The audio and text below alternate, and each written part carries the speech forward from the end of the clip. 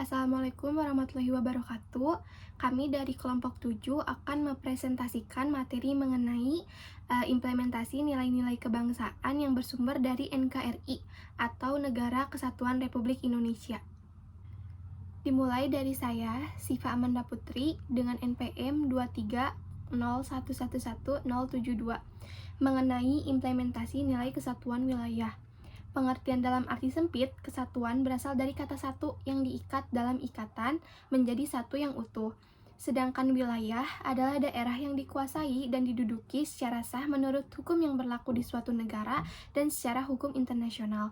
Sehingga kesatuan memiliki arti daerah yang dikuasai dan diduduki secara sah menurut hukum dalam suatu ikatan yang utuh. Sedangkan menurut arti yang luas, kesatuan wilayah ini berorientasi kepada wawasan Nusantara, bahwa Negara Kesatuan Republik Indonesia yang terdiri dari ribuan pulau yang membentang dari Sabang hingga Merauke dihubungkan oleh laut, serta wilayah udara di atasnya dipandang sebagai satu kesatuan yang utuh, tidak terpisahkan dalam penyelenggaraan kehidupan bermasyarakat, berbangsa, dan bernegara. Selanjutnya, relevansi dengan NKRI. NKRI adalah negara yang merdeka, bersatu, dan berdaulat. Makna bersatu tidak bisa dipisahkan atau melekat dengan makna berdaulat. Bersatu memiliki beberapa makna. Yang pertama, bangsa Indonesia yang terdiri dari berbagai macam suku bangsa dan golongan telah menyatukan dirinya dalam ikatan kesatuan bangsa, yaitu bangsa Indonesia. Yang kedua, Indonesia yang terdiri dari ribuan pulau yang disatukan oleh laut menjadi satu kesatuan wilayah yang utuh dan tidak terpisahkan. NKRI adalah tanah air, tanah tumpah darah, ruang hidup dan sumber kehidupan bagi bangsa dan negara Indonesia. Tanah air dan tanah tumpah darah memiliki makna bahwa disinilah bangsa Indonesia dilahirkan, hidup, dan dibesarkan. Ruang hidup memiliki makna bahwa Indonesia adalah rumah dan pekarangan bagi bangsa Indonesia. Sedangkan sebagai sumber kehidupan, seluruh sumber daya alam yang berada di wilayah NKRI adalah milik bersama bangsa Indonesia sebagai sumber kehidupan bangsa Indonesia untuk keberlangsungan hidupnya. Lalu ke implementasi nilai kesatuan wilayah. Yang pertama itu ada pembangunan daerah melalui otonomi daerah. Kemajuan pembangunan antara kawasan Indonesia bagian barat, bagian tengah, dan bagian timur, serta antara daerah yang satu dengan yang lain, masih terjadi kesenjangan yang cukup mencolok. Oleh karena itu, pada era reformasi, pemerintah pusat mengeluarkan kebijakan pembangunan daerah melalui otonomi daerah yang ditegaskan melalui Undang-Undang Nomor 32 Tahun 2004. Tujuan otonomi daerah menurut penjelasan Undang-Undang Nomor 32 Tahun 2004 pada dasarnya adalah untuk memacu pemerataan pembangunan dan hasil-hasilnya, meningkatkan kesejahteraan rakyat, menggalakkan prakarsa dan peran aktif masyarakat secara nyata, dinamis, dan bertanggung jawab, sehingga memperkuat persatuan dan kesatuan bangsa, mengurangi beban pemerintah pusat dan campur tangan di daerah yang akan memberikan peluang untuk koordinasi tingkat lokal. Lalu yang kedua itu ada prioritas pembangunan wilayah di daerah perbatasan negara, daerah terpencil atau terisolir, dan daerah tertinggal. Pembangunan nasional ini bertujuan untuk mewujudkan suatu masyarakat yang adil dan makmur, yang merata secara material dan spiritual berdasarkan Pancasila dan Undang-Undang Dasar 1945 dengan memperhatikan asas manfaat yang sebesar-besarnya bagi kemanusiaan, asas peningkatan kesejahteraan rakyat, dan pengembangan pribadi warga negara maupun bagi kehidupan kebangsaan. Lalu yang C atau yang ketiga itu ada pengembangan postur TNI bagi kepentingan pertahanan negara. Salah satu kekuatan dari sistem pertahanan negara yang menganut sistem pertahanan rakyat semesta.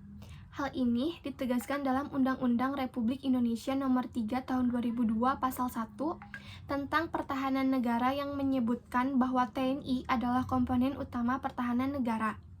Selanjutnya dalam Undang-Undang Republik Indonesia Nomor 34 Tahun 2004 tentang TNI. Pasal 6 ini ditegaskan bahwa TNI berperan sebagai alat negara di bidang pertahanan yang berfungsi sebagai pencegah, penindak, dan pemulihan keamanan negara dengan tugas pokok seperti menegakkan kedaulatan negara, mempertahankan keutuhan wilayah negara Kesatuan Republik Indonesia yang berdasarkan Pancasila dan Undang-Undang Dasar Negara Republik Indonesia tahun 1945, serta melindungi segenap bangsa dan seluruh tumpah darah Indonesia dari ancaman dan gangguan terhadap keutuhan bangsa dan negara. Yang D. Pembangunan infrastruktur transportasi dan komunikasi nasional. Prasarana dan sarana transportasi memiliki peran yang sangat besar dalam menunjang aktivitas ekonomi dan kelancaran arus barang dari sentra produksi kepada konsumen dan sebaliknya, serta dari kota dalam suatu wilayah untuk mendorong pertumbuhan ekonomi, mobilitas penduduk, meningkatkan interaksi antara penduduk di dalam suatu wilayah maupun antar negara, serta membuka isolasi daerah. Sedangkan prasarana dan sarana telekomunikasi memiliki peran penting dalam meningkatkan hubungan antar personal, kelompok, bahkan lintas bangsa, serta kecepatan informasi yang semakin intensif apalagi di tengah kemajuan yang semakin pesat di bidang teknologi. Telekomunikasi ini telah mendorong terbentuknya dunia yang menjenjaring, yang menghadirkan dua kekuatan sekaligus, yaitu kecenderungan umum dari keterbukaan ekonomi dan keterbukaan publik. Ada implementasi nilai persatuan bangsa. Dalam arti sempit, persatuan berasal dari kata satu yang berarti sengaja berniat menyatukan diri dari beberapa macam atau dari beberapa kelompok karena adanya kepentingan yang selaras, senada, seirama, dan sama. Sedangkan bangsa adalah ikatan dari satu etnis atau gabungan dari beberapa etnis, golongan, kelompok yang beraneka ragam, membentuk ikatan untuk mencapai cita-cita dan tujuan bersama dalam suatu wadah negara. Sedangkan dalam arti luas, persatuan bangsa adalah ikatan dari bermacam-macam suku bangsa yang menyatukan diri ke dalam ikatan bangsa Indonesia karena dilandasi oleh kesadaran, niat, dan kehendak secara bersamaan dalam memperjuangkan hak hidupnya guna mencapai cita-cita dan tujuan nasional yang telah disepakati dalam ikatan NKRI. Relevansi dengan NKRI. Persatuan bangsa merupakan salah satu modal dasar untuk mendukung keberhasilan dan keberlangsungan pembangunan nasional. Tanpa adanya persatuan bangsa, mustahil pembangunan nasional mampu berjalan dengan baik dan tujuan nasional akan semakin sulit dicapai. Itulah pentingnya menjaga, memperkokoh, dan menegakkan persatuan bangsa. Karena bangsa Indonesia adalah bangsa yang terbentuk dari berbagai macam suku bangsa, etnis, golongan, dan kelompok masyarakat yang tersebar di seluruh pelosok tanah air. Untuk dapat memperkokoh persatuan bangsa diperlukan pembangunan karakter dan moral bangsa yang ditempatkan sebagai bagian penting dalam proses pendidikan bangsa. Pembangunan karakter bangsa diarahkan untuk menggugah kesadaran dan membangun kembali rasa nasionalisme di kalangan masyarakat, yang implementasinya dapat dilakukan melalui penyadaran kembali pentingnya menghormati simbol-simbol negara, kesadaran membangun integrasi nasional, kesadaran akan multikulturalisme, membangun organisasi yang berwawasan nasionalisme, mewujudkan kesejahteraan masyarakat, perluasan dan peningkatan terhadap aksesibilitas pelayanan publik, menghormati kesamaan di hadapan hukum, serta menghargai hak asasi manusia. Selanjutnya akan dibacakan oleh teman saya, Putri. Baik, terima kasih Syifa. Untuk materi selanjutnya akan dijelaskan oleh saya. Perkenalkan, nama saya Putri Rizky Maulani dengan nomor NPM 230111057. Di sini saya akan menjelaskan implementasi nilai persatuan bangsa. Itu ada apa aja sih? Yang pertama, itu penghormatan terhadap simbol-simbol negara. Kita semua, bangsa Indonesia tanpa kecuali mempunyai tanggung jawab membentuk perilaku masyarakat untuk menghormati simbol-simbol negara secara benar menjadi budaya bangsa. Hal ini dinyatakan dalam Undang-Undang Republik Indonesia Nomor 24 Tahun 2009. Yang kedua, itu ada membangun kesadaran integrasi nasional. Kunci untuk menegakkokohkan integrasi bangsa terletak pada konsistensi para pemimpin bangsa, penguasa, dan tokoh bangsa dalam mengimplementasikan 4 konsensus dasar kebangsaan, keteladanan, serta upaya kesinambungan dalam membangun karakter bangsa di semua strata pendidikan, baik pendidikan formal, informal, maupun non-formal, serta pembangunan nasional yang berkeadilan. Yang selanjutnya itu ada meningkatkan kesadaran multikulturalisme, yaitu toleransi, kesamaan hak dan kewajiban, keadilan, dan gotong royong. Membangun kesadaran multikulturalisme bangsa Indonesia di masa depan adalah mensosialisasikan dan membudayakan realitas keragaman berbagai macam budaya atau multikultural yang ada dalam kehidupan masyarakat menyangkut nilai-nilai, sistem, budaya, kebiasaan dan politik yang dianut dengan mengembangkan nilai yang bercorak positif melalui dialogial, interaksi sosial, komunikasi dan kontak sosial, serta untuk menghilangkan egoisme kultural kelompok yang terarah kepada membangun toleransi, gotong royong, keadilan serta kesamaan hak dan kewajiban warga negara Indonesia. Yang selanjutnya itu ada pengembangan organisasi non-primordial atau nasionalistis.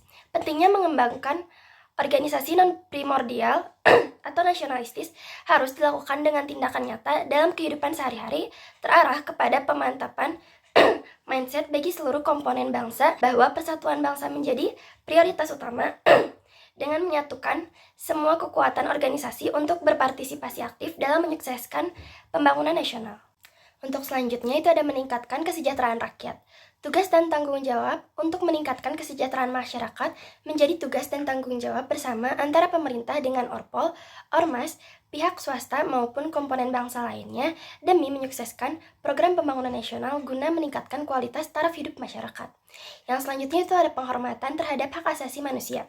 Untuk membangun dan memupuk kesadaran penghormatan terhadap HAM di semua kalangan masyarakat Indonesia harus dilakukan melalui berbagai metode, antara lain sosialisasi secara terus-menerus di lingkungan masyarakat, arti penting penghormatan terhadap HAM, memasukkan materi HAM dalam kurikulum pendidikan formal, informal, dan non-formal, memperbanyak gerak manusia, membangun simpul-simpul komunikasi dan interaksi sosial, melarang dan menghapuskan simbol-simbol yang mampu memprovokasi pelanggaran HAM, hingga menegakkan hukum secara keras dan tegas terhadap perilaku pelanggaran HAM yang berat. Terima kasih. Untuk selanjutnya akan dilanjutkan oleh Adel. Perkenalkan, saya Adelia Zahra Zalianti dengan nomor NPM 230111173. Saya akan menjelaskan tentang implementasi nilai kemandirian. Dalam arti sempit, kemandirian adalah memiliki kesanggupan, kuasa, atau kemampuan untuk berbuat sendiri, mampu menentukan nasib oleh beberapa faktor. Kemandirian bangsa adalah suatu sikap yang diperoleh secara kumulatif selama perkembangan hidupnya untuk mewujudkan suatu kemampuan bangsa agar memiliki kekuasaan untuk menentukan arah dan nasib kehidupan bangsa dan negaranya sendiri tanpa bergantung pada pihak lain. Implementasi dari nilai-nilai kemandirian. 1. Peningkatan daya saing bangsa ke akses globalisasi. Visi Indonesia tahun 2025 adalah ingin menjadikan Indonesia sebagai negara yang mandiri, maju, adil, dan makmur. Namun, mandiri bukan berarti berdikari yang mengajarkan secara swadaya semuanya, tetapi meminimalkan ketergantungan pada dunia luar, terutama sumber daya dan sektor strategis. Kedua, perluasan kesempatan kerja. Perluasan lapangan kerja dan angkatan kerja perlu ditingkatkan dan dimantapkan seluas mungkin melalui langkah-langkah pembangunan nasional dan pembangunan di daerah, baik langkah yang bersifat umum, regional, sektoral, maupun khusus. Ketiga, ada penguasaan ilmu pengetahuan dan teknologi. Pengembangan kualitas sumber daya manusia harus diarahkan kepada penguasaan ilmu pengetahuan dan teknologi dengan segala perkembangan kemajuannya bagi kepentingan kemajuan pembangunan bangsa. Keempat, ada pengembangan kualitas produk dan pasar lokal. Mengembangkan kualitas produk lokal yang mampu bersaing dengan produk impor dan menggairahkan pasar lokal sebagai konsentrasi pemasaran produk lokal. Hal ini akan dapat meningkatkan daya kreativitas kita untuk mengubah krisis menjadi sebuah kesempatan. Kelima, ada sumber daya alam yang efektif, efisien, dan berwawasan lingkungan. Sumber daya alam harus dapat dikelola secara arif agar mampu dimanfaatkan dalam jangka panjang hingga generasi berikutnya. Eksploitasi sumber kekayaan alam secara berlebihan yang berakibat merusak lingkungan hidup adalah tindakan yang harus dicegah, karena tindakan tersebut dapat merusak alam yang mengancam kehidupan manusia. Keenam, ada pengelolaan energi dan pangan nasional yang efisien, efektif, dan berkelanjutan. Pengelolaan dan pemanfaatan energi tersebut harus efisien dengan memperhitungkan peningkatan kebutuhan nasional, pembatasan ekspor minyak bumi untuk memenuhi devisa negara bagi kepentingan pembangunan nasional secara bijak agar sumber energi minyak bumi dapat memenuhi kebutuhan nasional jangka panjang. ketujuh ada pengembangan sikap kewirausahaan. Pengembangan sikap kewirausahaan yang kuat dari masyarakat yang berfungsi sebagai partner pemerintah maupun memperluas akses pasar nasional dan internasional. Kedelapan, peran generasi muda dalam pembangunan bangsa mandiri. Pembinaan dan menyiapkan generasi muda harus dilakukan sejak dini, dimulai dari lingkungan keluarga dan di semua lingkungan, pendidikan formal, non-formal maupun informal, serta organisasi kepemudaan untuk membangun karakter pemuda dengan penanaman dan pemantapan nilai-nilai kebangsaan.